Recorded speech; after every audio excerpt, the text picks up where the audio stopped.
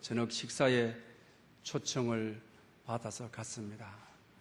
근데 그 집에는 중학생인 여학생이 있었습니다. 식사를 하려고 하는데 이 여학생이 이 노과학자를 바라보고 아저씨는 뭐 하는 분이세요? 라고 했습니다. 그래서 아인슈타인이 나는 물리를 공부하고 있단다 라고 했습니다. 중학생인 이 집의 딸이 듣더니만은 아직도 물리 공부하세요? 저는 작년에 다 뗐는데 이러더라고 하는 것입니다.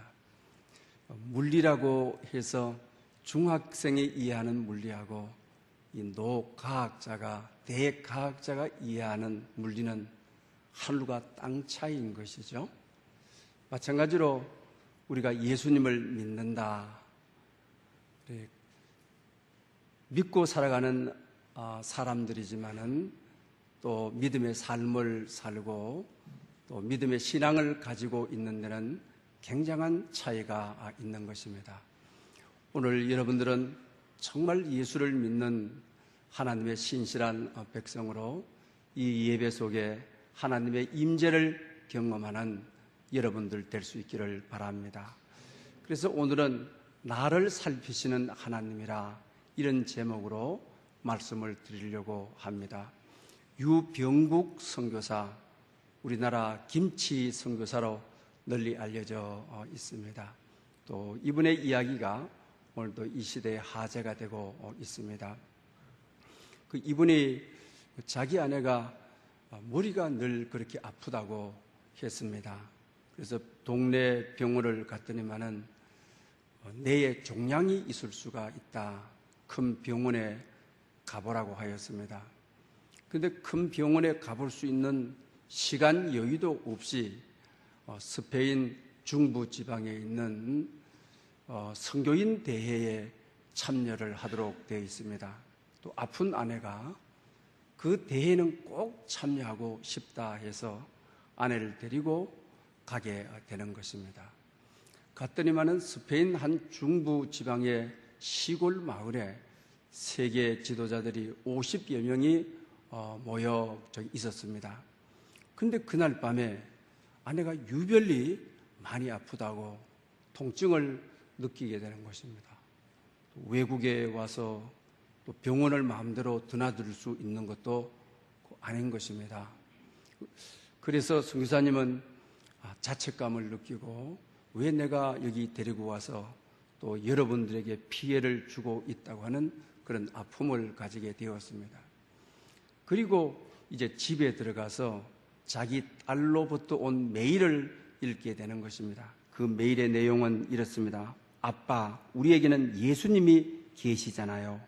엄마를 지으시고 엄마의 병을 고치실 수 있는 예수님이 계시잖아요. 예수님이 계시잖아요. 예수님이 계시잖아요. 딸의 메일을 읽는 순간 정말 자기 가슴에 불이 던져지는 것 같은 메시지로 들어오게 되는 것입니다. 그리고 다음 집회 때에 이제 기도 제목을 나누었습니다. 아내가 이렇게 많이 아프다. 못 올 사정인데 오고 싶어 해서 같이 데리고 왔다. 그래서 50명의 선교사님들이 기도를 해주는데 그 기도는 대단히 조용했지만은 힘이 있고 아내와 자기 속에 영혼 속에 들어오는 그런 기도였습니다. 그 다음날 이제 아침이 되었습니다. 그런데 자기 부인이 선교사님을 부르면서 이렇게 이야기합니다. 날아갈 듯 머리가 가벼웠어요. 날아갈 듯 머리가 가벼우면서 정말 육체의 지병을 다 떨쳐버리는 것입니다. 그래서 선교대회도 끝까지 잘 참여하고 돌아온 이야기입니다. 사랑하는 여러분, 우리가 세상 살 때 또 이런 어려움을 당할 때 또 힘겨운 일을 당할 때 하나님 어디 계십니까? 내 아픔 아십니까? 내 슬픔 아십니까? 내 사정 아십니까? 이럴 때가 참 많이 있죠.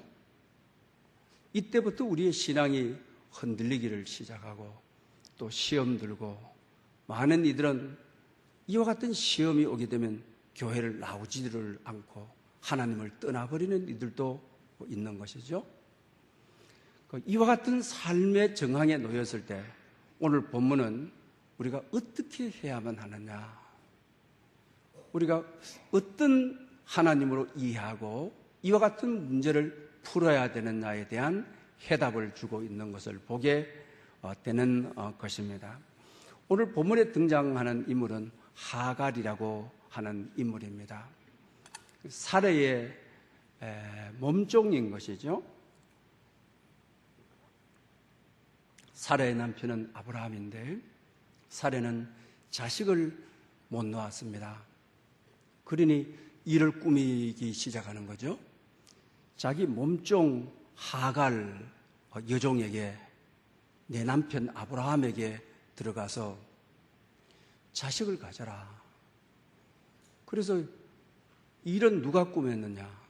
사레가, 자기 여주인이 일을 꾸미고 자기를 꼬드기고 남편 아브라함을 꼬드겨가지고 그래서 임신을 했어요. 임신을 하니까 여주인이 자기를 시기하게 되고 또 자기도 모르게 또 임신한 여자가 되었으니까 교만해지게 되고 또 가정에 갈등이 일어나게 되는 것입니다. 또 사레는 자기 남편을 더 꼬드겨가지고 하갈을 쫓아내도록 유도하게 되는 거죠. 도저히 그 집안에 살 수가 없어가지고 쫓겨났습니다. 그 쫓겨난 것이 오늘 본문이 강야라고 했습니다. 그 강야는, 유대 강야는 죽음인 것입니다.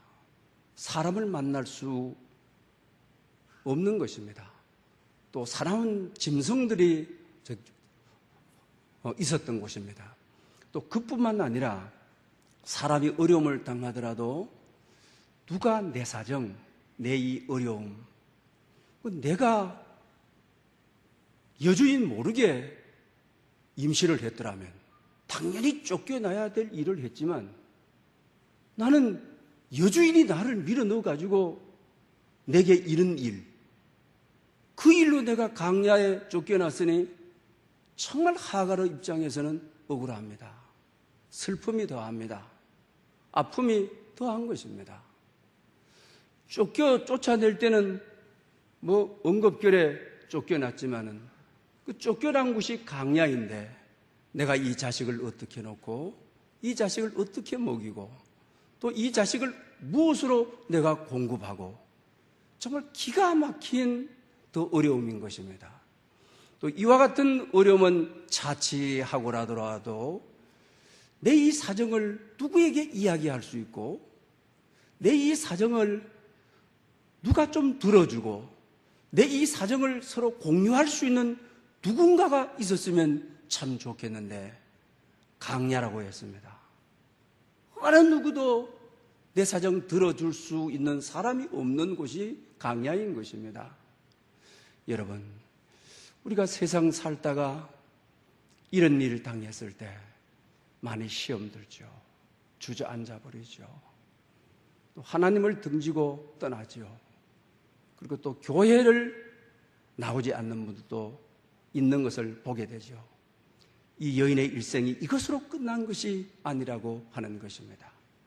성경은 정말 이 강야에 어느 누구도 내 이야기를 들어줄 사람, 나를 위로해 줄 사람, 나에게 힘이 되어줄 사람 없는 이곳에 없는 것이 아니라 하나님의 사자라고 하는 가득된 말씀이 하나님께서 개입하셔서 내 삶이 되어주시고 나의 존재가 되어주시고 그리고 나의 새로운 출발점이 되어주시는 것을 본문에서 보게 됩니다.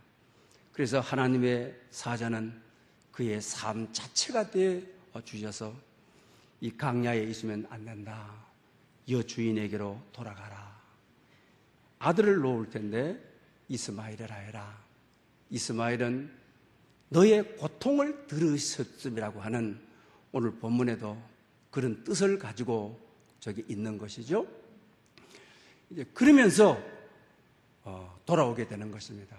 그런데 이런 새로운 출발점이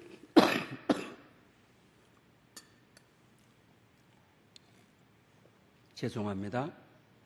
샘터였죠. 그 샘터에서 억울함과 아픔을 사귀고 있는데, 그리고 이 센터의 이름을 부엘라헤로이라, 부엘라헤로이라, 여호와께서 보셨다, 여호와께서 살피셨다, 여호와께 그 강야에 하나님이 계셨다.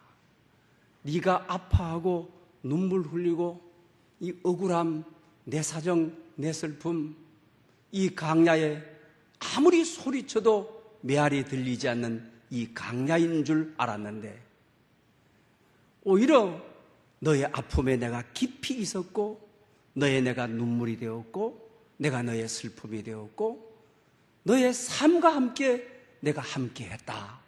이런 의미를 지니고 있는 것이 부엘라헤로이라고 하는 의미인 것입니다. 우리가 세상 살 때 이와 같이 놓일 때가 참 많이 있죠.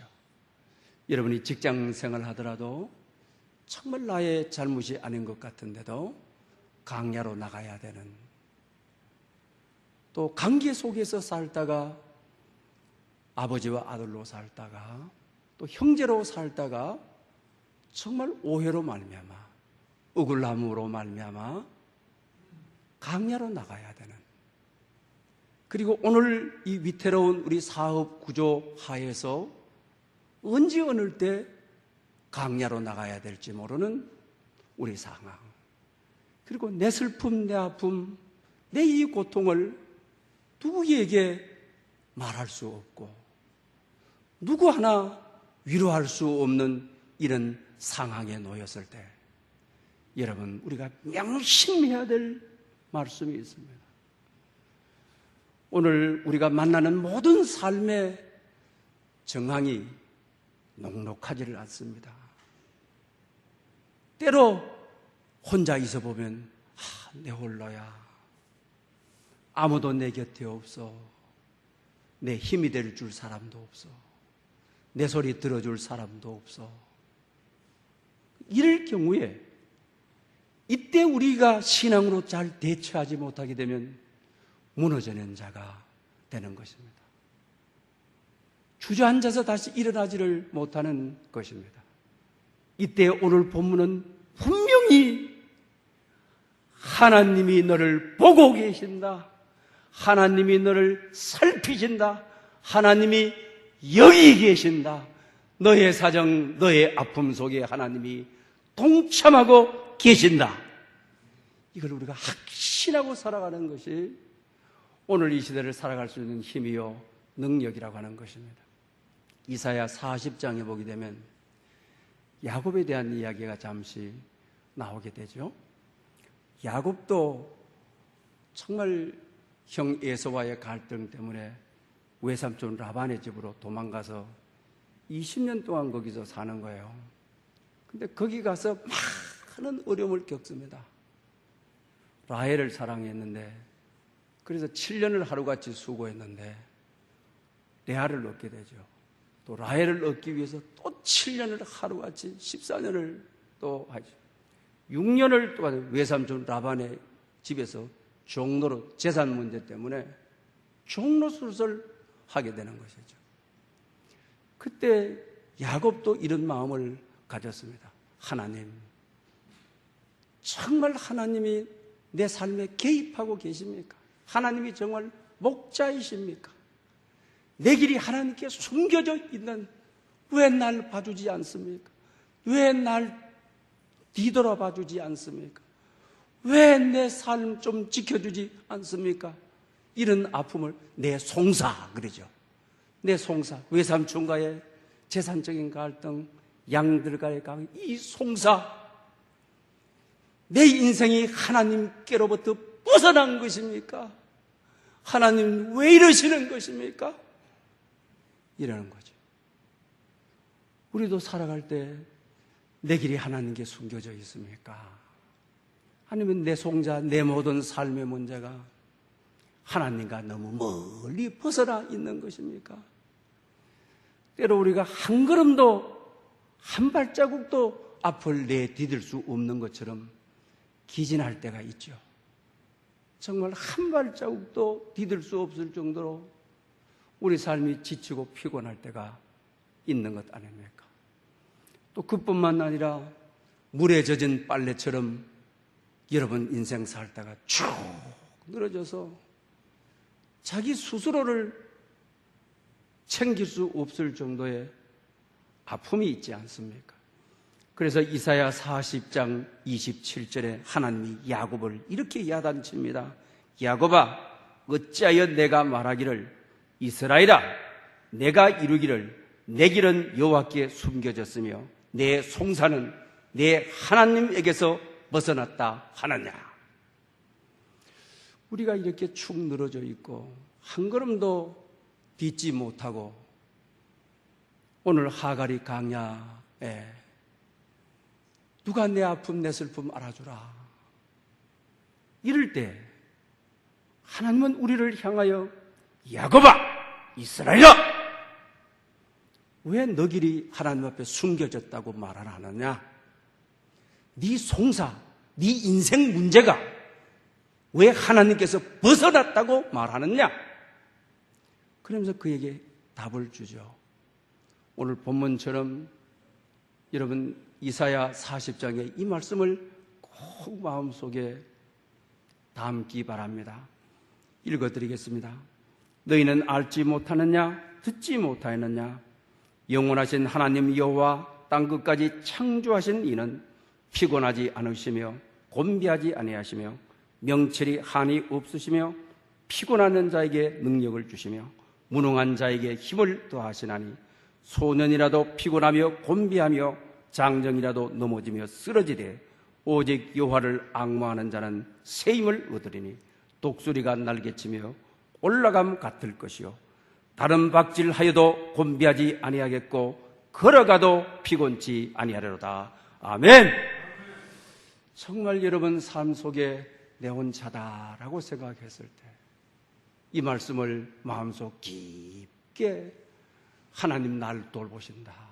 이 강야에도 하나님 날 지키신다. 하나님 날 살피신다. 이런 확신을 가졌을 때 새 힘을 공급하시고 독수리의 날개를 달아주시는 그런 은총이 있으시기를 축복합니다. 6.25 때 참전했던 분이 이번 창평 올림픽에 참여해서 기사가 나온 것을 보았습니다.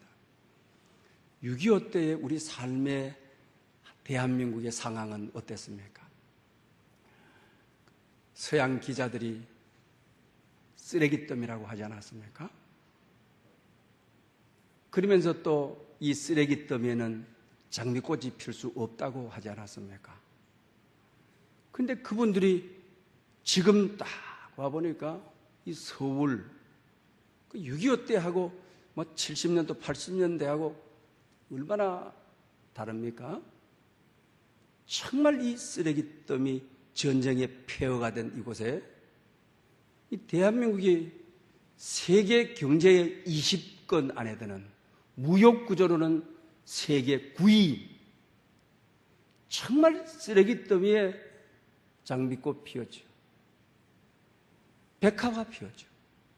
그 당시 상황으로는 어느 누가 봐도 하나님이 대한민국은 버린 것 같고 돌봐주지 아니한 것 같았지만 정말 오늘 본문이 말하는 대로 강자였지만 그러나 하나님은 이 대한민국을 축복하시고 살아계셔서 여호와를 앙망하는 자에게 새 힘을 주셔서 세계 열방에 이 대한민국의 경제력, 대한민국의 교회를 보여주고 있는 것을 알게 되는 것입니다. 참으로 우리의 현실을 바라보지 말고 하나님은 어떤 하나님이냐? 부엘라의 로이의 하나님, 나를 살피시고 보시고 나를 격려하시고 힘주시는 하나님. 이 하나님이 여러분 인생 전부를 지배하는 하나님이시기를 축복합니다. 김원림 씨라고 하는 분이 제주열방대학, 여러분 제주열방대학을 가보신 분이 계실지 모르겠습니다. 또 열방대학을 한번 가볼 수 있는 그런 기회가 될 수 있기를 바랍니다. 여기서는 어떻게 하면 하나님 방법대로 살아가느냐, 특히 물질교육, 물질을 어떻게 하면 하나님의 방법으로 쓰느냐라고 하는 것이죠. 이분이 이곳에 가서 딸이 아파서 딸을 데리고 같이 교육을 받으면서 회복되기를, 정말 치유되기를 원하였습니다. 일주일 동안 참여하였는데도 아기가 계속 울고 교육에 참여할 수가 없는 것입니다. 그러니 자기 삶이 너무 피곤하고 또 교육에 참여하려고 하니까 아기는 더 울어 제키는 것이죠. 그래서 어쩔 수가 없어서 아기를 덜쳐 업고 열방학교 DTS라고 그러죠. 순수하게 말하면 예수 제자 훈련 학교라고 하는 저게 의미입니다. 그 학교를 벗어나서 남이 모르는데 아기를 덮쳐 업고 펑펑 우는 것입니다. 아기도 아프고, 그리고 또 이 아기를 데리고 이 교육을 통해서 자기 삶의 치유를 받고 좀 길이 열려지고, 또 이 아기도 병원을 일주일 내내 드나드는데도 치유되지 않는 이 아기를 가지고 치유되는 희망을 가졌는데 예배까지 참여할 수 없으니까 그냥 무너지는 것이죠. 아픔이 너무 큰 거죠. 슬픔이 너무 큰 거죠. 정말 그는 오늘 하갈의 광야에 이르게 된 거죠.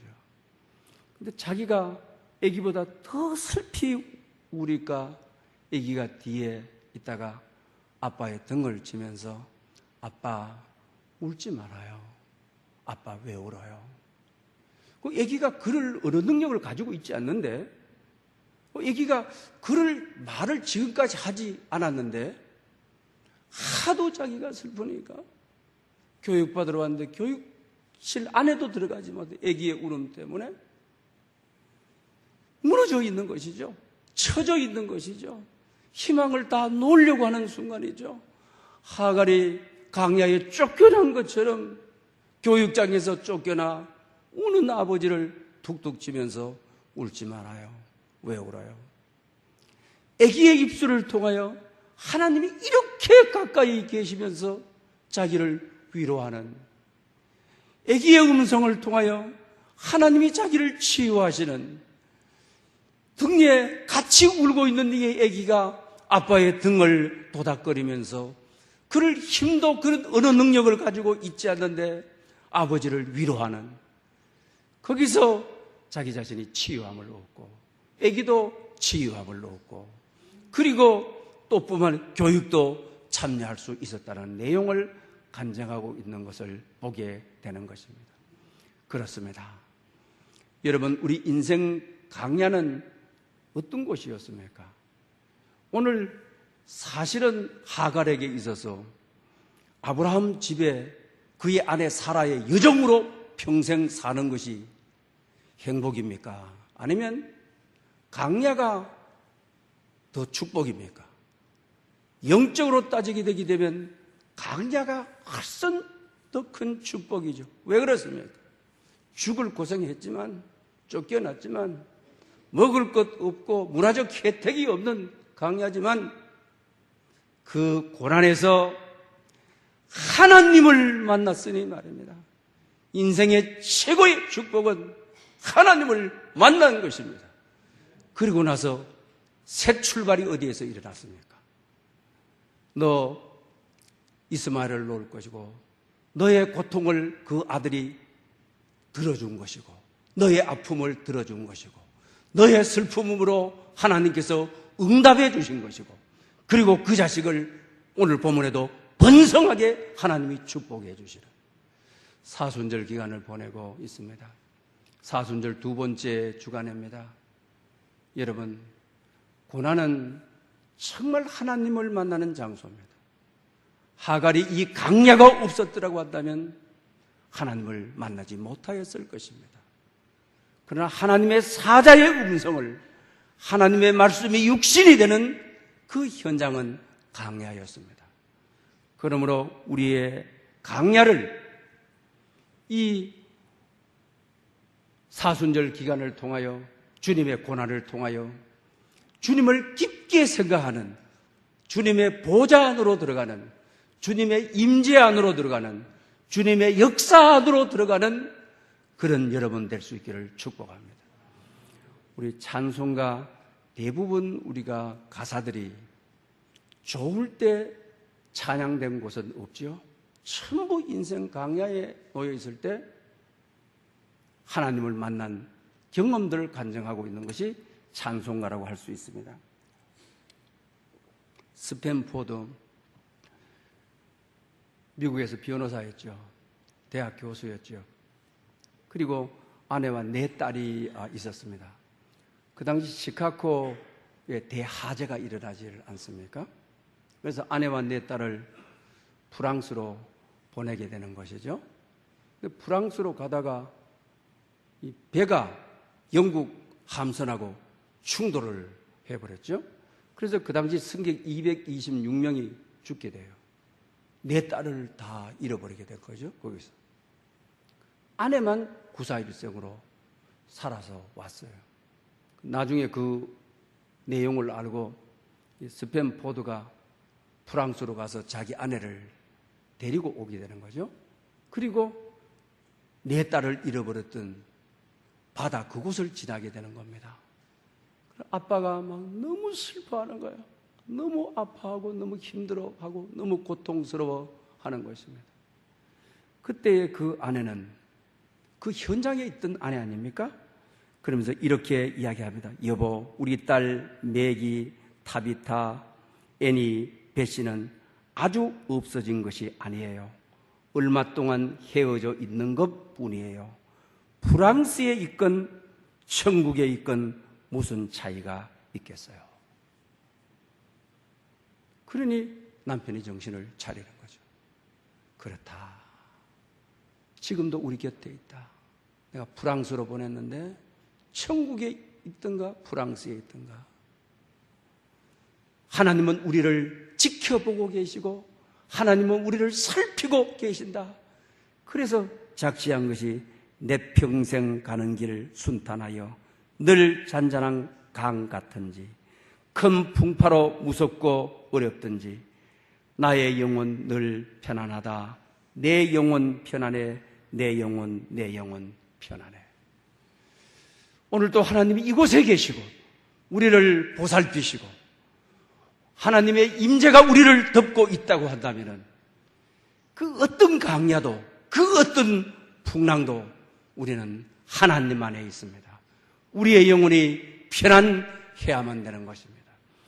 사순절 기간을 보내는 여러분, 이 고난을 축복의 기회로 주님의 은총을 더 듬뿍 담는 다윗처럼 내잔이 넘치는 그런 기간이 될 수 있기를 축복합니다. 할렐루야. 영광 받으시기에 합당하신 주님, 오늘도 예배의 자리로 불러주셔서 무한히 감사합니다. 때로 우리가 인생 강약길을 걸을 때 내 혼자 뿐이라 하며